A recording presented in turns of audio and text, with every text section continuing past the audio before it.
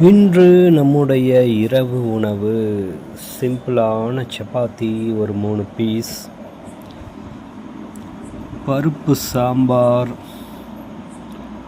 அது கூட முட்டை பொரியல், எக் புஜியா அப்படின்னு சொல்லலாம்.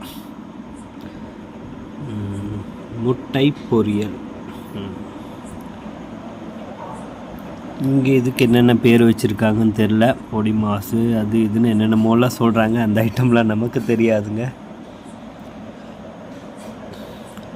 நாங்கள் எக் புஜியான்னு சொல்லுவோம்.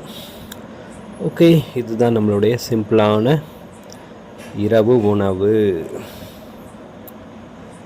வேணா இன்னொரு சப்பாத்தி கூட வேணா ஆட் பண்ணிக்கலாம். ஃபஸ்ட்டு 3 சாப்பிடுவோம், தேவைன்னா ஆட் பண்ணிக்கலாம். அருமை அருமை.